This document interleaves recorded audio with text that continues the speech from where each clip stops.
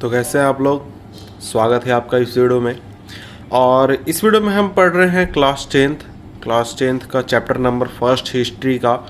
और चैप्टर है हमारा the rise of nationalism in Europe, यानी यूरोप में राष्ट्रवाद का उदय। इसके पहले हमने एक वीडियो किया था इस चैप्टर के ऊपर, जहाँ पर इस टॉपिक के पहले तक हमने पढ़ा था और फ्रेडरिक सोर्यू के इमेज के बारे में कुछ हमने जाना था और उससे रिलेटेड चीज़ हमने पढ़ी थी। और ये वीडियो है वीडियो नंबर 2 और इसमें हम पढ़ेंगे पहला topic the French revolution and the idea of nation. तो हम इसमें फ्रेंच रिवॉल्यूशन के बारे में कुछ ब्रीफ में हम पढ़ने वाले हैं और नेशन का आइडिया कहाँ से आया ये चीज़ हम पढ़ने वाले हैं। तो अगर आपने पहला वीडियो नहीं देखा है, यानी कि इसके पहले का वीडियो आपने नहीं देखा है, तो आप उसे नीचे लिंक डिस्क्रिप्शन में दिया हुआ है, वहाँ पर आप जाएंगे तो वहाँ पर आपको पिछला वीडियो का लिंक मिल जाएगा और प्लेलिस्ट का भी लिंक मिल जाएगा, जहाँ पर आप सारे वीडियोज़ देख सकते हैं। तो अब हम आगे बढ़ते हैं और पढ़ते हैं इस टॉपिक को। तो देखिए यहाँ पर शुरुआत की गई है, यानी कि फ्रेंच रिवॉल्यूशन को हम पढ़ने वाले हैं। तो यहाँ पर सबसे पहले लिखा गया the first clear expression of nationalism came with the French revolution in 1789। देखिए जो फर्स्ट आइडिया था या फिर फर्स्ट भावना थी नेशनलिज्म की, वो सबसे पहले आई थी फ्रेंच रिवॉल्यूशन के साथ 1789 में। France, as you would remember, was a full fledge territorial state. जो फ्रांस था, अगर आप पिछले साल का याद होगा क्लास 9th का, तो उस समय वो एक फुल फ्लेज टेरिटोरियल स्टेट था। 1789 तक वो एक एब्सोल्यूट मोनार्क था, यानी कि वहाँ पर राजतंत्र चलता था, जहाँ पर राजतंत्र के ऊपर किसी का कंट्रोल नहीं था। The political and constitutional changes that came in the wake of French Revolution led to transfer of sovereignty from the monarchy to a body of French citizens। देखिए जो पॉलिटिकल और कॉन्स्टिट्यूशनल चेंजेस आए French revolution के बाद, उसने sovereignty को transfer कर दिया मोनार्की के हाथों में से फ्रेंच रिवॉल्यूशन के एक बॉडी के हाथों में। यानी कि पूरी सत्ता को पहले मोनार्की चलाती थी, लेकिन अब फ्रेंच सिटीजन द्वारा चुनी गई एक बॉडी पूरी सत्ता को चलाएगी, सभी चीज़ों को कंट्रोल करेगी। The revolution proclaim that it was the people who would henceforth constitute the nation and shape its destiny. तो देखिए जो रिवॉल्यूशन था उससे ये भावना सामने आई, या फिर उसने ये भावना सामने रखा कि देखिए अंत में जो लोग हैं वो इस देश को चलाएंगे और इस देश की आगे की डेस्टिनी को तय करेंगे। वो कैसे? क्योंकि जो बॉडी थी उसे पीपल चुनते हैं और पीपल भी उन्हीं में से चुने हुए लोग आगे चलकर रूल करेंगे। तो आगे बढ़ते हैं। From the very beginning, French revolutionaries introduced various measures and practices that could create a sense of collective identity among the French people।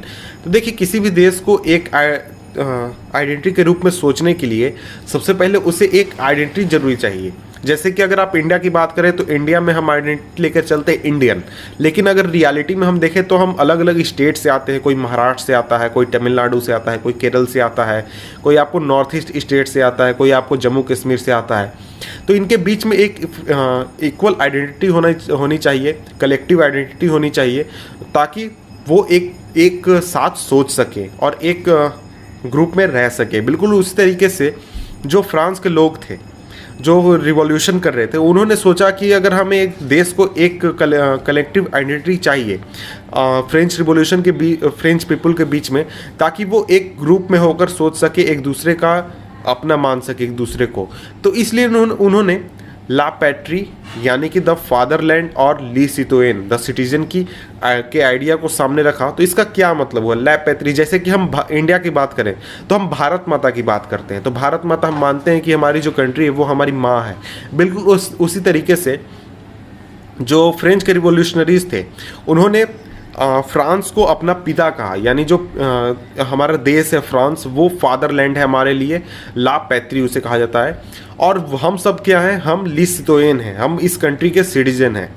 और इस चीज़ को इम्फेसाइज इसलिए किया गया ताकि एक यूनाइटेड कम्युनिटी की भावना आ सके लोगों के बीच में, जहाँ पर सभी लोग इक्वल राइट्स यानी बराबर राइट्स, बराबर अधिकार को क्या कहते हैं फॉलो करते हैं, या फिर उन्हें मिला हुआ है बराबर अधिकार। और ये दिया गया है किसके द्वारा? कॉन्स्टिट्यूशन द्वारा। ऐसा नहीं कि कोई एक राजा है जिसने सभी लोगों को कुछ कह दिया, कुछ कर दिया, उस तरह से नहीं। सभी लोग जो हैं वो इक्वल हैं, उन्हें इक्वल राइट्स मिले हुए हैं और वो एक यूनाइटेड कम्युनिटी में रहते हैं। और वो क्या है? वो कंट्री के सिटीजन है और कंट्री क्या है? उनका फादरलैंड है। और इसके बाद इसके साथ ही एक नया French flag the try colour, French flag the try colour, यानी कि फ्रेंच फ्लैग जो था वो 3 कलरों में था। इसे चूज़ किया गया रिप्लेस करने के लिए जो पुराना रॉयल फ्लैग था उसको रिप्लेस करने के लिए। और इसके बाद the state general was elected by the body of active citizens and renamed the national assembly. और इसके बाद नए हाइम्स बनाए गए, यानी कि नए गाने लिखे गए, नए पोएम्स लिखे गए, क्या कहते हैं, ओथ लिए गए, यानी क्या कहते हैं, हम वादे कर सकते हैं। और एंड मैट्रीज कमेमोरेटेड, शायद मैं यहाँ इसका प्रोनाउंसिएशन गलत पढ़ रहा हूँ, all in the name of nation. तो ये सभी चीज़ें क्यों की गई? ताकि देश का एक कलेक्टिव आइडेंटिटी की भावना आ सके। तो क्या क्या किया गया? पहले, सबसे पहले फादरलैंड और सिटीजन का आइडियोलॉजी सामने रखा गया कि देश हमारा फादरलैंड है और हम सभी वहाँ के सिटीजन हैं। इसके बाद नया फ्रेंच फ्लैग लाया गया, ट्राई कलर उसका नाम था, और जिसने रॉयल फ्लैग को रिमूव किया। इसके बाद एक स्टेट जनरल बनाया गया जहाँ पर जो लीडर्स थे वो एक्टिव सिटीजन के बॉडी द्वारा चुने गए थे, और इसका नाम नेशनल असेंबली रखा गया। इसके बाद नए नए गाने बनाए गए, सभी लोगों ने ओथ लिए, और जितने भी मैटर्स थे उनको कमेमोरेटेड किया गया। और ये सभी चीज़ें की गई देश के नाम पर, all in the name of nation. इसके बाद a centralized administration system was put in place and it formulated uniform laws for all citizens within its territory। इसके बाद एक सेंट्रल एडमिनिस्ट्रेटिव सिस्टम बनाया गया और इसने यूनिफॉर्म लॉज बनाए सभी सिटीजन्स के लिए जो कि उसके टेरिटरी में रहते थे। यानी कि सभी सिटीजन अब इक्वल होंगे, उनके ऊपर बराबर अधिक नियम कानून लागू होंगे, और ये सभी जो सरकार है उसके द्वारा लागू किए जाएंगे। लेकिन जो पहले मोनार्की थी उसमें ऐसा नहीं होता था, कुछ लोगों को ज़्यादा अहमियत दी जाती थी, कुछ लोगों को कम अहमियत दी जाती थी। और ये चीज़ें भी इसलिए की गई ताकि लोगों में कलेक्टिव आइडेंटिटी की भावना आ सके। और इसके बाद कई और चीज़ें की गई, जैसे इंटरनल जो कस्टम ड्यूटीज़ थी उन्हें एबॉलिश कर दिया गया। इंटरनल कस्टम ड्यूटीज़ क्या? तो देखिए, जो फ्रांस था उसमें कई सारे पार्ट्स थे, वहाँ पर अलग अलग एक हिस्से से दूसरे हिस्से में जाने के लिए कस्टम ड्यूटीज़ लगते थे, और इन सभी को रिमूव कर दिया गया, एबॉलिश कर दिया गया। और इसके बाद uniform system of weight and measures को एडॉप्ट किया गया। तो अगर आपने क्लास 9th फ्रेंच रिवॉल्यूशन को पढ़ा होगा, उसमें आपने पढ़ा होगा कि देश के अलग अलग हिस्से में अलग अलग वेट और मेजर्स को यूज़ किया जाता था। एक हिस्से से दूसरे हिस्से में जाने के लिए कस्टम ड्यूटीज़ देने पड़ते थे। ये सभी चीज़ें आप क्लास 9th के चैप्टर नंबर 1 में पढ़ा होगा। अगर आपने नहीं पढ़ा तो आप पढ़ सकते हैं अभी भी जाकर, प्लेलिस्ट सेक्शन में जाएंगे तो वहाँ पर आपको मिल जाएगा। इसके बाद regional dialects were discourage and French as it was spoken and written in Paris was became the common language of the nation. तो देखिए, ये भी बात थी कि फ्रांस जो था उसमें अलग अलग लैंग्वेज यूज़ किए जाते थे, और अलग अलग एक लैंग्वेज में भी कई तरह के बोलचाल होते थे। उन सभी को डिस्करेज किया गया, यानी उन्हें दबाने की कोशिश की गई, और फ्रेंच जो कि पेरिस के आसपास बोली जाती थी उसे नेशनल लैंग्वेज बनाया गया और नेशन का कॉमन लैंग्वेज बना दिया गया। तो ये सभी चीज़ें की गई ताकि लोगों में कॉमन आइडेंटिटी आ सके, लोग एक दूसरे के साथ जुड़ सकें। तो यहाँ आप चाहें तो इसे लिस्ट के रूप में बना सकते हैं, क्योंकि अगर आपसे क्वेश्चन पूछा जाए एग्जाम में तो आपको आंसर करना आसान होगा। तो क्या यहाँ पर देखिए, पहला क्या है? पहला यहाँ पर द फादरलैंड और द सिटीजन। इसके बाद दूसरा यहाँ पर फ्रेंच फ्लैग, और तीसरा क्या? स्टेट जनरल, जिसका नाम क्या रखा गया? National assembly. उसके बाद चौथा क्या? गाने बनाए गए, ओथ लिए गए। और इसके बाद पांचवा क्या? सेंट्रलाइज्ड एडमिनिस्ट्रेशन सिस्टम बनाया गया जिसने सभी के लिए बराबर अधिकार रखे। छठा क्या? इंटरनल कस्टम ड्यूटीज़ हटा दिए गए और uniform system of weight and measure adopt किए गए। सातवां का रीजनल डायलेक्ट्स डिस्करेज किए गए और फ्रेंच को नेशनल लैंग्वेज बना दिया गया। नेशनल लैंग्वेज नहीं कह सकते, उसे ज़्यादा वैल्यू दिया जाने लगा। तो यहाँ पर आपसे क्वेश्चन पूछा जा सकता है कि फ्रेंच में कॉमन आइडेंटिटी लाने के लिए क्या किया गया। इस तरह की चीज़ें पूछी जा सकती है। ये इंपॉर्टेंट पॉइंट है, इसलिए मैंने इसे टिक लगा दिया है। अब हम आगे बढ़ते हैं। The revolutionaries further declared that it was the mission and destiny of the French nation to liberate the people of Europe from despotism, in other words to help other people of Europe to become nations. तो देखिए, जो revolutionaries थे जिन्होंने revolution किया था और France को एक क्या कहते हैं नेशन स्टेट बनाया था, उन्होंने डिक्लेयर किया कि ये उनका मिशन है या फिर फ्रांस के लोगों का मिशन है और उनकी डेस्टिनी है कि वो यूरोप के जो दूसरे देश हैं उनको राजतंत्र से मुक्त कराएं, डेस्पोटिज्म से मुक्त कराएं और उनको नेशन बनने में मदद करें। जैसे फ्रेंच जो है वो जर्मनी को मदद करेगा या फिर दूसरे देशों को मदद करेगा ताकि वो एक नेशन स्टेट बन सके। When the news of events in France reached the different cities of Europe, students and other members of educated middle class began setting up Jacobin clubs.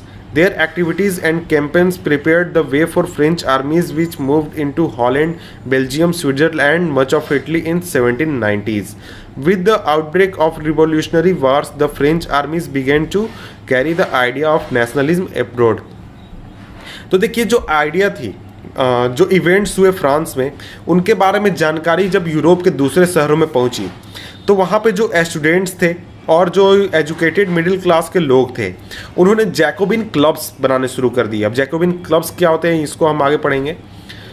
और उनकी जो एक्टिविटीज़ थी या फिर उनके जो कैंपेन थे वो चाहते थे कि डेमोक्रेसी बने उनका भी देश, लेकिन जो उनकी एक्टिविटीज़ थी और उनके जो कैंपेन्स थे उन्हें फ्रेंच आर्मीज़ को मदद की ताकि वो कब्जा कर सके दूसरे देशों को। जैसे उन्होंने हॉलैंड को कब्जा कर लिया फ्रेंच आर्मी ने, बेल्जियम पर अटैक कर दिया, स्विट्ज़रलैंड पर अटैक किया और इटली के ज़्यादातर हिस्सों को कब्जा कर लिया था 1790s के दौरान में।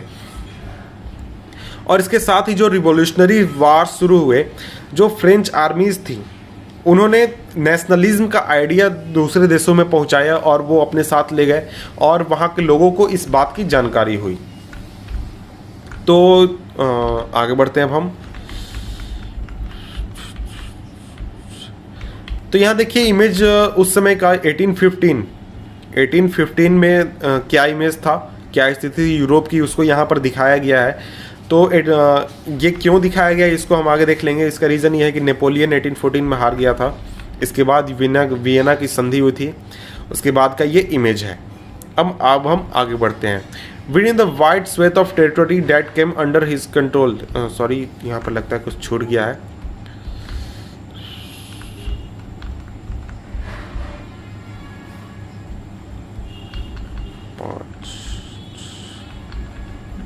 नहीं, यहीं से आगे बढ़ते हैं हम। With in the wide swathe of territory that came under his control Napoleon set about introducing many of reforms that he had already introduced in France. तो नेपोलियन के बारे में आपने पढ़ा होगा क्लास 9 के चैप्टर 1 में, अगर नहीं पढ़ा तो मैं आपको ब्रीफ इंट्रोडक्शन दे देता हूँ। 1804 में उसने सत्ता पर कब्जा कर लिया था फ्रांस के, और जो वहाँ पर जो क्या कहते हैं नेशनल असेंबली थी उसे भंग कर दिया और लोगों द्वारा चुने जाने की जो प्रोसेस थी यानी जो डेमोक्रेसी थी उसे समाप्त कर दिया। और जब वो सत्ता में आया तो उसने बहुत सारे रिफॉर्म्स किए थे फ्रांस में। उसको फिर जब उसने दूसरे टेरिटरीज को कब्जा किया यूरोप के तो वहाँ पर भी लागू किया। Though a return of monarchy, Napoleon had no doubt destroyed democracy in France, but its administrative field. He has incorporated revolutionary principles in order to make the whole system more rational and efficient. तो देखिए monarchy वापस आने से यानी कि Napoleon के राजा बन जाने से यहाँ पर कोई डाउट नहीं है कि फ्रांस में जो डेमोक्रेसी थी वो ख़त्म हो चुकी थी। लेकिन अगर हम एडमिनिस्ट्रेशन की बात करें तो वहाँ पर उसने बहुत सारे रिवॉल्यूशनरी प्रिंसिपल्स लाए थे ताकि जो पूरा सिस्टम है वो ज़्यादा रैशनल बन सके और ज़्यादा एफिशिएंट बन सके और ज़्यादा अच्छी तरह से काम कर सके। तो देखिए जो सिविल कोड ऑफ 1804, क्या सिविल कोड ऑफ 1804 बहुत ही इंपॉर्टेंट है, इससे आप पढ़ लें, इसे याद कर लें, एग्जामिनेशन में आपसे पूछा जा सकता है, जिसे कि कहा जाता है Napoleon code. Civil code of 1804 को क्या कहा जाता है? Napoleon code. तो देखिए इसमें इस कोड के अनुसार जितने भी प्रिविलेजेस प्राप्त थे लोगों को बर्थ के आधार पर और उसे छीन लिया गया, और इक्वालिटी बिफोर द लॉ यानी कि कानून के सामने सभी बराबर हैं, इस तरह का सिस्टम उसने लागू किया। और राइट टू प्रॉपर्टी अधिकार को उसने क्या कह सकते हैं सिक्योर किया यानी कि लागू किया।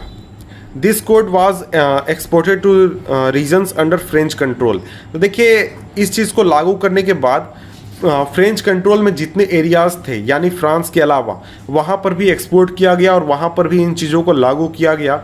इन the Dutch republic, in Switzerland, in Italy and Germany, Napoleon simplified administrative divisions, abolish the feudal system and freed, मैं इसे नीचे कर देता हूँ।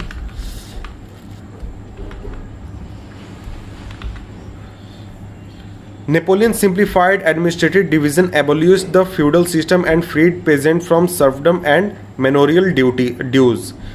In the towns, to guild restrictions were removed, transport and communication system were improved, peasant, artisan, workers, new businessmen enjoyed our newfound freedom.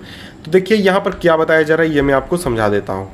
तो देखिए जो reforms उसने किए थे आपके फ्रांस में, उसको फिर आगे चलकर दूसरे देशों में भी लागू किया जहाँ पर फ्रेंच लोगों का कब्जा था।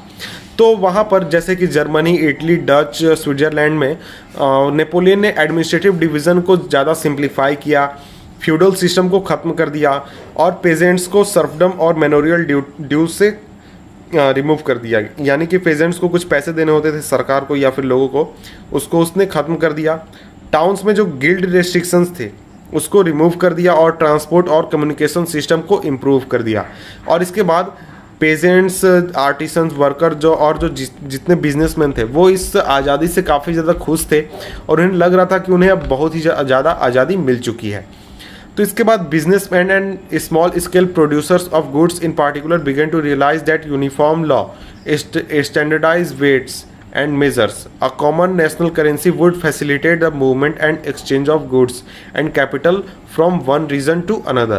तो जितने भी बिजनेसमैन थे और जो स्मॉल स्केल प्रोड्यूसर्स थे किसी भी प्रोडक्ट के, उन्हें यह समझ आ गया कि देखिए जो यूनिफॉर्म लॉज हैं, स्टैंडर्ड वेट्स हैं और मेजर्स और एक कॉमन नेशनल करेंसी, उन्हें प्रोडक्ट को एक जगह से मूव कराने में और एक्सचेंज करने में यानी कि बेचने में या फिर खरीदने में उन्हें काफ़ी ज़्यादा आसानी होगी एक रीजन से दूसरे रीजन में इन चीज़ों की वजह से।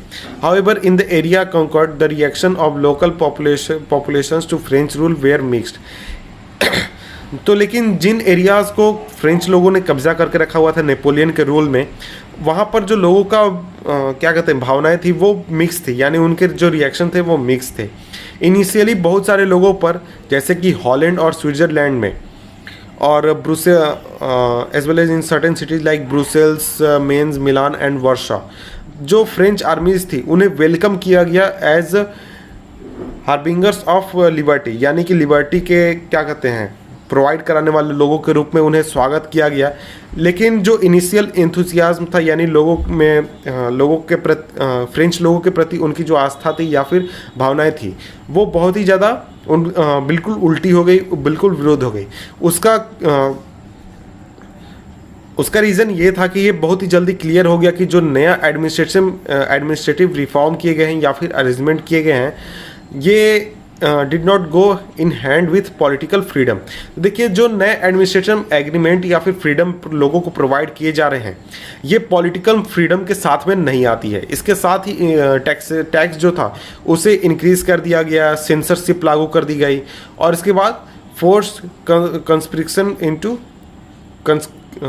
conscription into French armies required to conquer the rest of Europe all seem to outweigh the advantage of administrative changes। तो देखिए तो लोगों को ये लगने लगा कि देखिए हमें जो एडमिनिस्ट्रेटिव अरेंजमेंट्स मिल रहे हैं या फिर एडमिनिस्ट्रेटिव फ़ायदे मिल रहे हैं वो पॉलिटिकल फ्रीडम के साथ नहीं आते हैं। उसका रीज़न ये है कि टैक्स को इंक्रीज़ कर दिया गया, सेंसरशिप लोगों पर लगा दी गई, कोई भी पब्लिश नहीं कर सकता है अपनी मर्जी के अनुसार, और इसके फ्रेंच आर्मीज़ जो थी उसमें ज़बरदस्ती भर्ती की जाने लगी क्योंकि पूरे यूरोप को कब्जा करना बाकी था और दूसरे जगहों पर जो युद्ध लड़ा जा रहा था वहाँ पर भेजने के लिए। तो ये सभी जो चीज़ थी वो दूसरे तरफ जो एडमिनिस्ट्रेटिव चेंजेस दी जा रही थी या फिर एडवांटेज हो रहे थे एडमिनिस्ट्रेटिव चेंजेस से, उसके मुकाबले काफ़ी ज़्यादा भारी लग रही थी और लोग इससे उतने ज़्यादा खुश नहीं थे। तो यहाँ पर देखिए नेपोलियन को दिखाया गया है, नेपोलियन जो है वो अपने ये जो चिट्ठियाँ उसके पीठ से गिर रही हैं वो कुछ रीजंस के नाम हैं जिन रीजंस को वो हार चुका है युद्ध में और वो अब उन पर उसका अधिकार नहीं है। तो यहाँ देखिए टॉपिक नंबर 2 है the making of nationalism in Europe. तो देखिए इसको हम पढ़ेंगे नेक्स्ट वीडियो में।